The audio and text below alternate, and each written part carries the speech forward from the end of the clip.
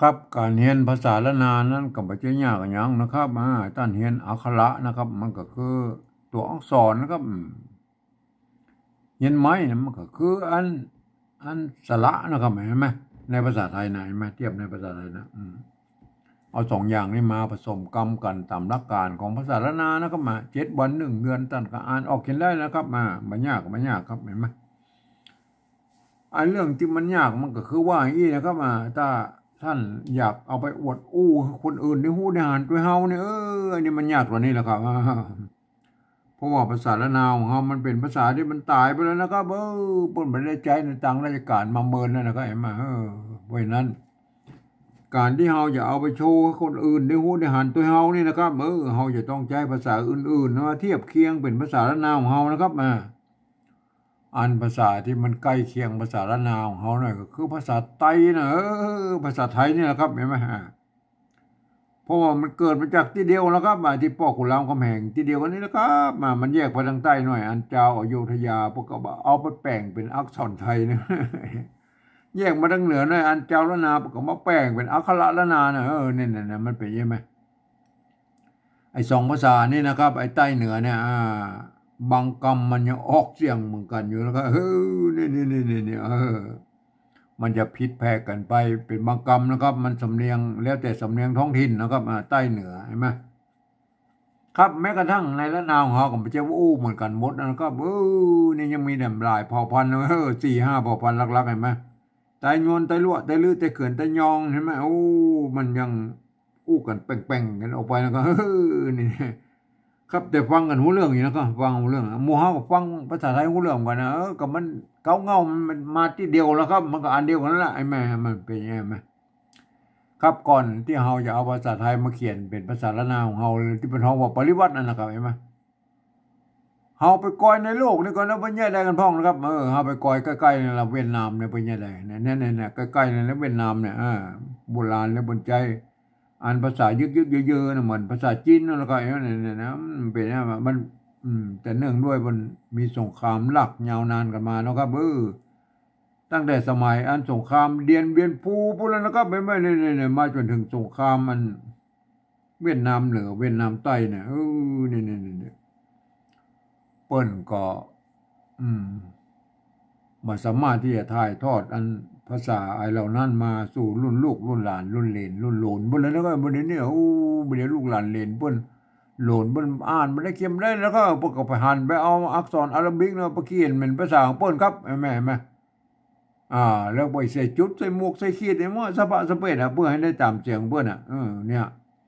อันนี้แหละเป็นห้องว่าปริวัติครับเอายืมเอาภาษาอื่นมาเขียนก็แล้วก็จะใส่เครื่องหมายอย่างชุดแล้วแต่แล้วก็สร้างขึ้นมาเนี่ยเพื่อให้มันมันบอกว่ามันไอ้คำนี้จะออกแบบเสียงนั้นคำนี้ออกแบบเสียงเนี่ยเป็นห้องว่าปริวัตินะครับปริวัติภาษาเขาไปก่อยในอันยุโรปนะครับอย่างเช่นฝรั่งเศสเยอรมันโปแลนด์ยูเครนรัสเซียอย่างมันเนี่ยโครเอเชียเนี่ยมันเนี่ยยุโรปตะวันออกเนี่ยเห็นไหมเปิ้นใจลักษณะของการปฏิวัติภาษากันทั้งนั้นนะครับเปิ้นจะเอาอักษรอาหรับิกไปเขียนเป็นภาษาของเปิ้นนะเปิ้นใส่จุดก็มีนะ2 จุดก็มีนะก็บางทีก็หมวกก็มีหมวกปิ้นหมวกง่ายขึ้นได้ไหมหมวกโครเอเชียมันง่ายขึ้นได้ไหมก็สร้างเครื่องหมายมันปิ้นจะลิ้นกับเวียดนามนะเวียดนามเนี่ยเป็นกรุ๊ปหุ้มลงแล้วก็มาแม่คนละไปคนละลายคนละเผือกมันก็แล้วแต่ไผจะประดิษฐ์เครื่องหมายยังไม่ใส่นะครับว่ามันหมายความว่าอันนี้คำนี้มันออกเสียงอันสิเลยมันเป็นยังไงเอาไปก่อนในอังกฤษแล้วครับอันนี้ไปลายหนึ่งแล้วครับเพื่ออย่าเอาอักษรอาหรับิกนะไปเป็นสะกดเขียนเป็นภาษาเพื่อนแบบล้นๆเนี่ยนะครับเพื่อนภาษาสักอย่างครับแต่เพื่อนบอกว่าอันผ่านเสียงไปเลยนะครับตามบริบทนะครับเห็นไหมนี่คำเดียวนะเป็นประโยคคำถามก็เสียงแบบนี้อยู่ในประโยคธรรมดาก็เสียงแบบนี้เนี่ยเป็นยังไงมาลักษณะของภาษาอังกฤษได้ไหมมันก็คล้ายๆภาษาละนาของเฮายุคต้นๆนะครับเพื่อนบ่มีไม่เอกไม่โทก็คือไม่เยาะไม่ซัดนะครับเห็นไหมไม่ขอจ้างจะไม่ใช่ไม่ซัดไม่ซัดมีละไม่เยาะไม่ขอจ้างแล้วก็ไม่เอกไม่โทนะเห็นไหมพวกกับผ่านเสียงกันได้หลายๆเสียงเหมือนกันนะครับเห็นไหมเนี่ยมันเป็นยังไงอะไรเนี่ยเห็นไหมภาษา เนี่ยก่อนที่เราจะเอาภาษาไทยเนี่ยมาเขียนเป็นภาษาละนาของเราหรือเป็นห้องปริวัติน่ะถ้าหมู่เราเจ้าละนาเนี่ยควรจะมีอย่างยึดถือ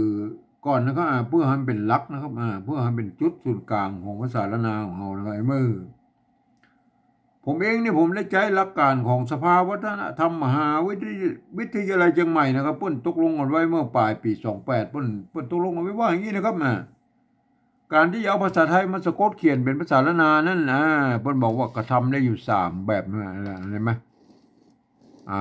เพิ่นบอกแบบที่1เนี่ยเพิ่นจะเอาอันภาษาไทยนี่ไปสะกดเขียนมาทุกอักขระทุกไม้ทุกเครื่องหมายนั่นเนี่ยเพิ่นจะมาเว้นไม่กงไม่กังไรยังบ่เอามาโม้นี่เป็นการปฏิวัติแบบละเอียดก็เฮาบอกถึงในรายละเอียดละเฮาเฉพาะหลักการมาได้นะว่าเฮาเพิ่นเป็นอย่างอีเด้อเฮามา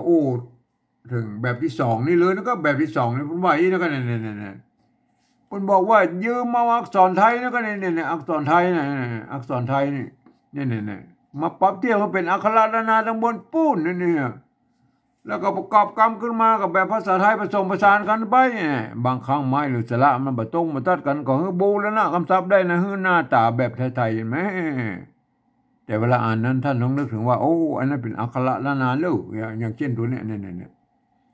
ท่านเห็นว่าเป็นรัวแหวนนั่นแต่เวลาประกอบในภาษาปฏิวัติแบบที่2เนี่ยท่านต้องเห็นว่าอันนี้เป็นตัววะนะครับตัววะมันเป็นอะไรคนทั่วไปมาเข้ามาอ่านแล้วมันจะพเลิดเจือดจ้าดนะครับบางครั้งบางครั้งบางครั้งมันกับเสียงมันเต้ากันแล้วครับมันก็ออกเหมือนกันอยู่บางครั้งมันก็จะออกมันไปคนละลายครับคนละเสียงเนี่ยมันเป็นยังไง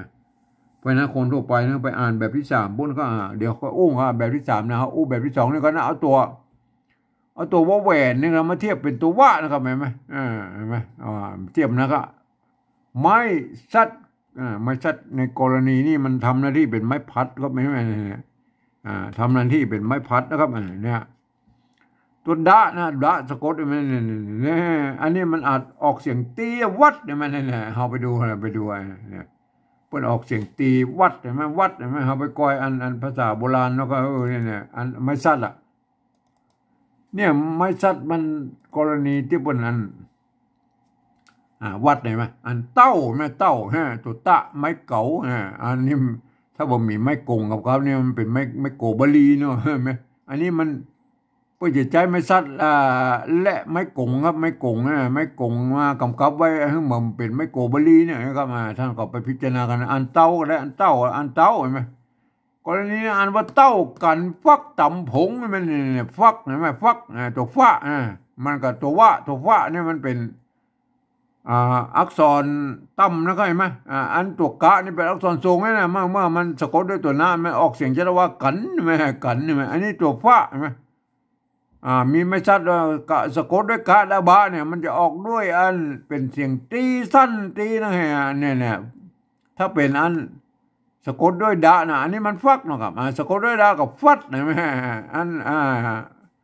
สะกดด้วยบะกับฟับเห็นไหมมันเป็นมันได้เสียงตีเสียงตีตั้นเสียงตีตายนะครับเห็นไหมเนี่ยเป็นใช่ไหมอันนี้ถ้าเราเปลี่ยนเป็นวะนะครับวัดวะสะกดด้วยตัวละมันก็วัดเห็นไหมวัดเนี่ยโอเคนะเป็นได้เสียงตีนะเราไปดูเนี่ยเรามาเปลี่ยนเป็นไอ้ตัวฟ้านั่นเป็นตัววะเนี่ยเอามากระจายไม่ชัดเอาสะกดด้วยตัวละก็วัดนะเสียงตีตายนะวัดหัวนะครับตัวฮะอันนี้ไม่กลัวนะถ้าเป็นแบบที่1ไปเอาไม่กงมาได้ไม่กงก็ตัววะนะไม่เนี่ยตัววะนี่แต่ว่าพวกก็จะเอาไม่กลัวนะแต่ของเขาก็บูแล้วนะบ่อยหน่อยแล้วก็ว่าเขาเป็นอันสระอัวไทยเนี่ยมันไม่กลัวกับหูไม่สระอัวนั่นแหละไงมันเป็น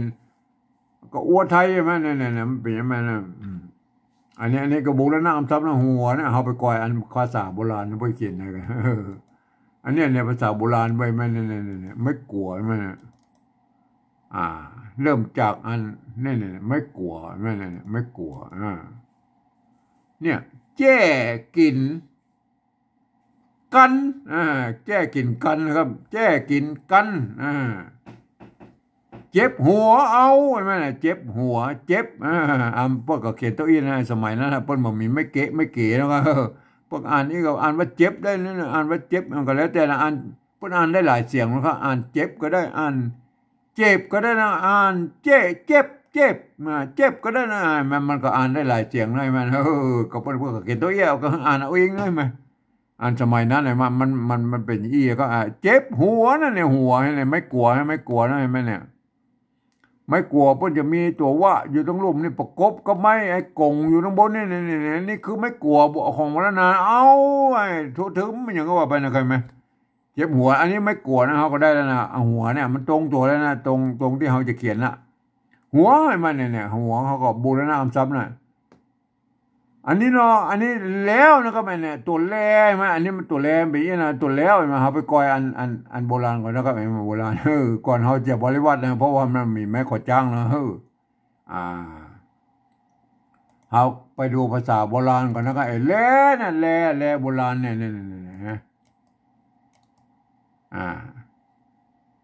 ฮือ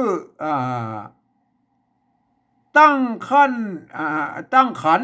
ไม่ใช่ขันนะตั้งขันเบี้ย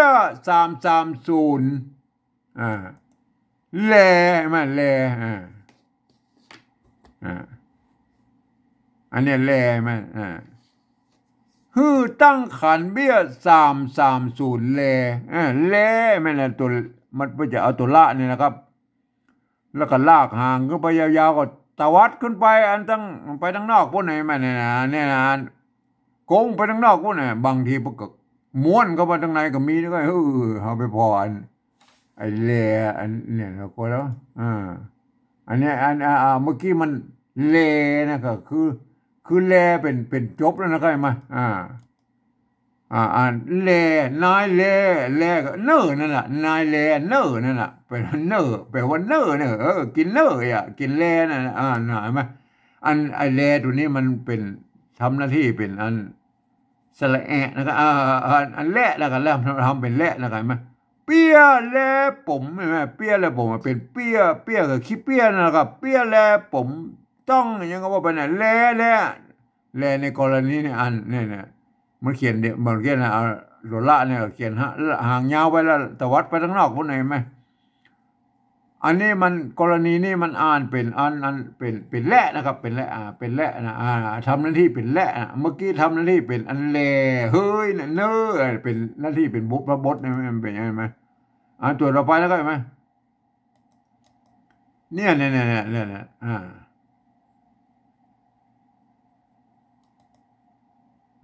แ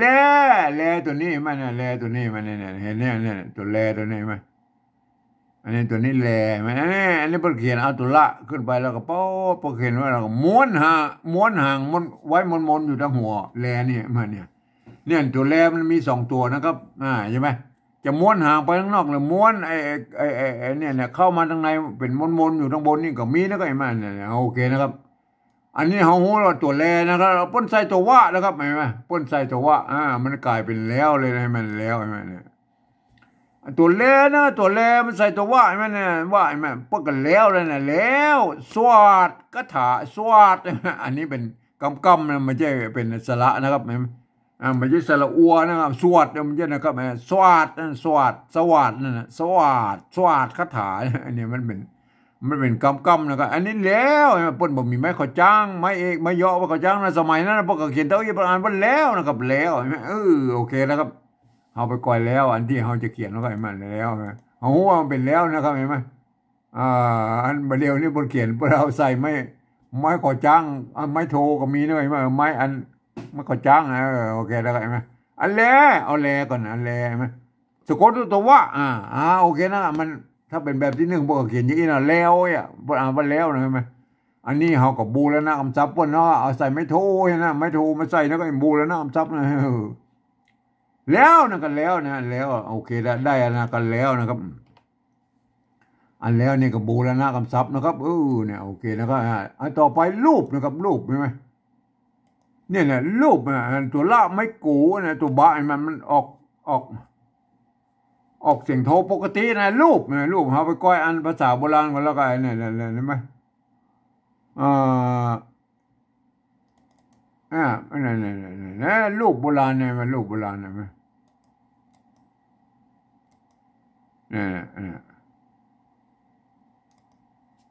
น้ำนะก็น้ำไม่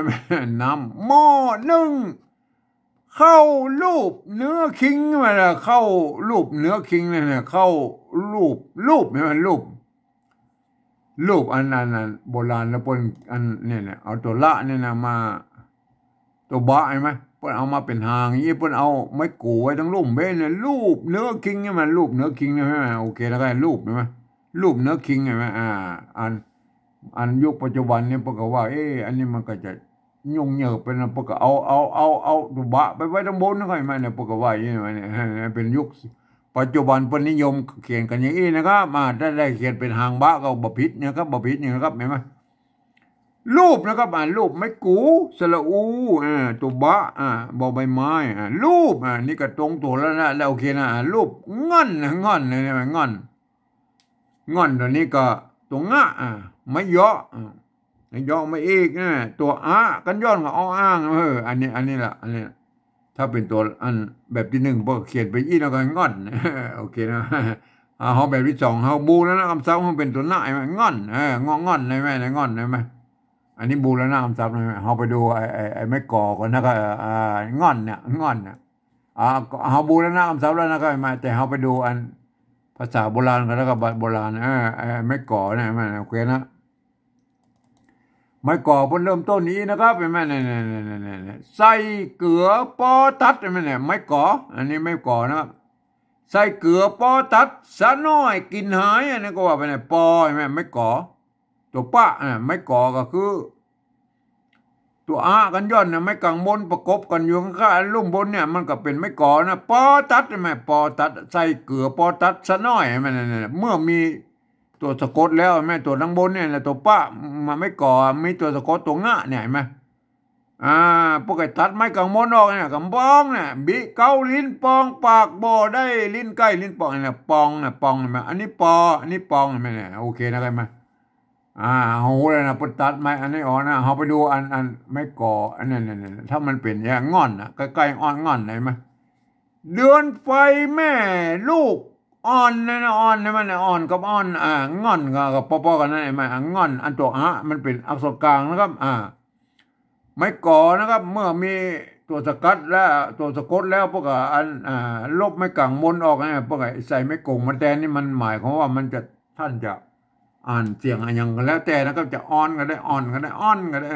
อันนี้เป็นลูกอ่อนนะอันตัวน่ะสะกดอยู่ตรงบนพอเขียนเป็นตัวละแต่นี่มันก็เขียนมาตั้งแต่สมัยนั้นเลยมาปตัดไม่กังวลออกนะครับอ่อนนี่ลูกอ่อนนี่มันอันน่ะเอาไปดูอัน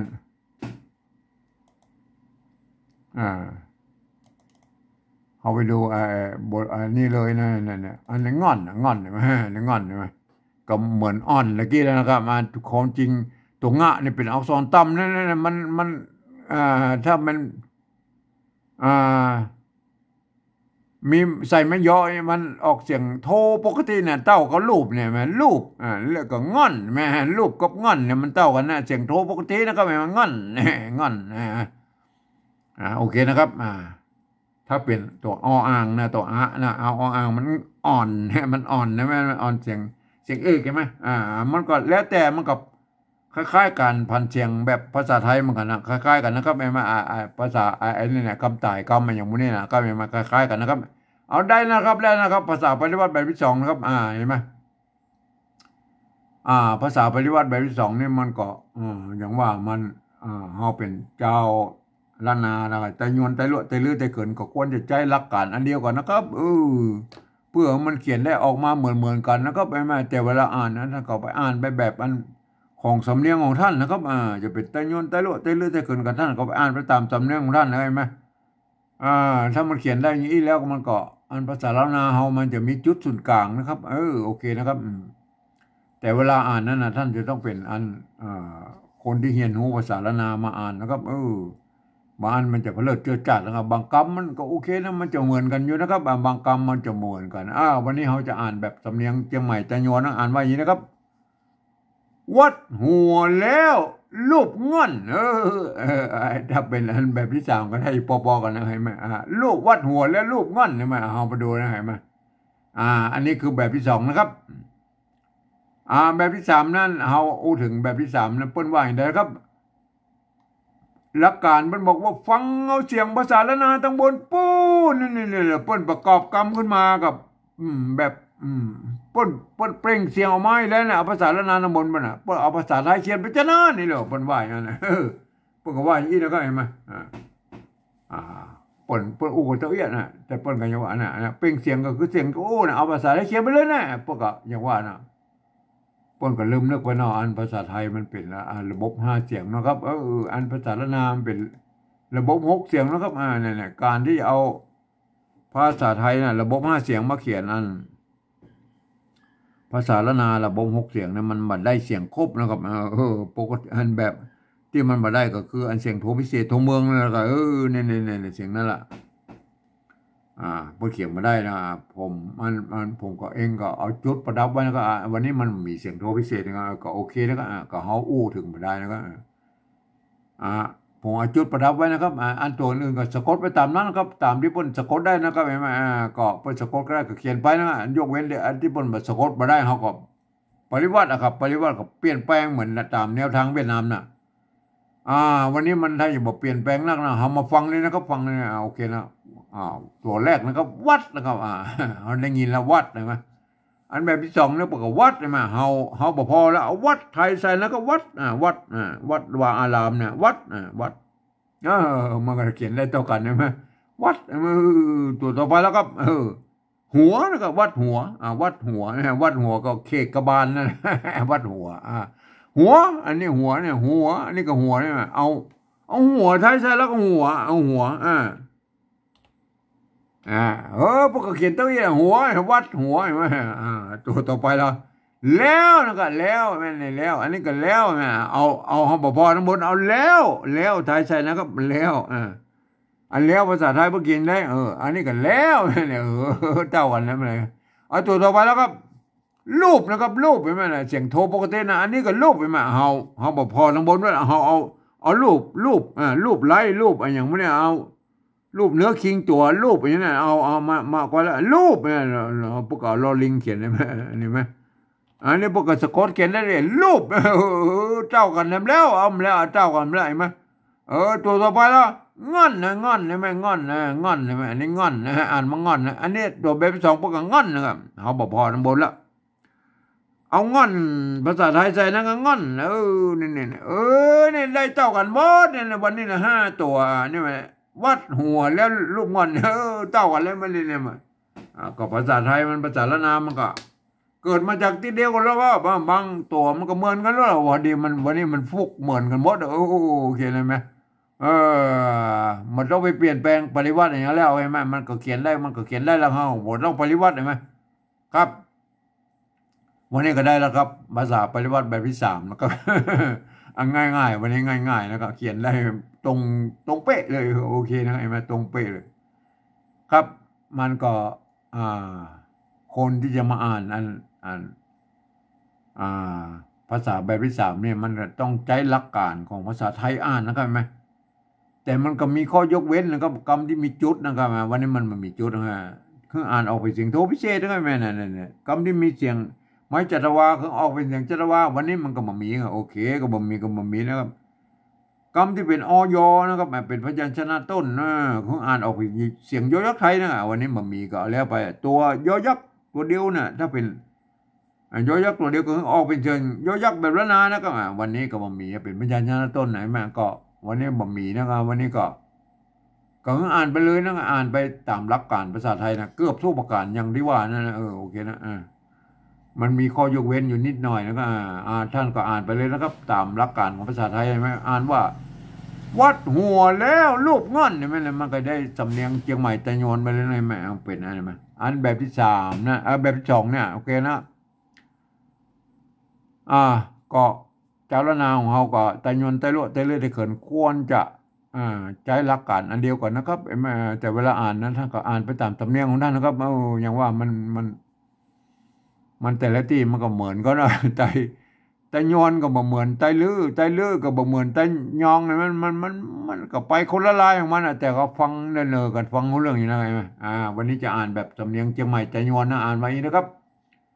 วัดหัวแล้วรูปง่อนเนี่ยวัดหัวแล้วรูปง่อนนะแม่โอเคแล้วก็แม่วันนี้ง่ายหน่อยนะครับวันนี้แบบภาษาละนาอย่างนี้ประกอบเขียนกันได้หลายๆแบบนะก็เนี่ยส่วนใหญ่แล้วปกติเขียนกันนี่นะแต่มันก็ยังเขียนได้หลายๆแบบอยู่นะครับก็เอาไปพอไปหันปกติไปว่าป้นแล้วก็ยังตัวแล้วเนี่ยแม่ตัวป้นก็เขียนอันตัวแลเนี่ยมันเขียนลากห่างก็ไปยาวๆอีแล้วก็ไปตะปูนนะมันก็แล้วนะครับเอาไปดูดอนเนี่ยไม่เป็นยินไหมอันตัวแลเนี่ยมันเห็นไหม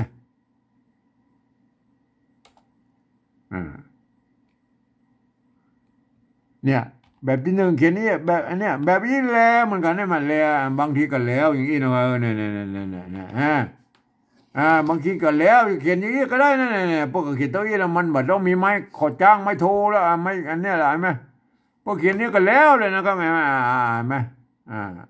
อันนี้เราก็ได้สองแบบนะครับก็ท่านก็จะเขียนแบบไหนก็ว่าไปแล้วก็ไหมโอเคนะครับเนี่ยแล้วแบบนี้ก็โอเคนะม้วนหางม้วนหางเข้าไปไว้ตรงบนนี่กลมๆมนๆนี่ก็แล้วแต่แล้วก็แล้วใช่ไหมแล้วก็ส่วนอื่นมันก็คงจะพอๆกันนะครับบางครั้งเพื่อจะเอาตัวบะมาเป็นอันห่างบะนี่มันก็ยังมีแล้วก็แล้วแต่แล้วก็ส่วนแล้วแต่เพื่อจะเขียนนะครับมันก็ยังว่ามันของอ่านได้กับปอนะภาษาละนาได้มาท่านจะไปคิดอย่างนั้นครับไหมครับวันนี้จะอ่านแบบอันสำเนียงเชียงใหม่จะโยนอ่านไว้อีกนะครับวัดหัวแล้วรูปง่อนมันเป็นอย่างนั้นนะครับอันนี้คือภาษาสำเนียงเชียงใหม่ตะโยนนะครับวันนี้ก็ปริวัติแบบสำเนียงเชียงใหม่ตะโยนกันได้ประมาณนี้นะครับประมาณนี้ครับท่านเป็นสำเนียงอื่นๆท่านก็ไปพิจารณากันนะครับอันแบบที่สองนะควรจะใช้ร่วมกันนะครับอันแบบที่สามนะตามสำเนียงคำอู้ท่านก็เขียนไปก็เขียนเอาคนเดียวนะครับเอาเสียงอย่างก็แล้วแต่ท่านนะครับโอเคนะครับครับวันนี้ผมก็ขอบรรยายเพียงแค่นี้นะครับ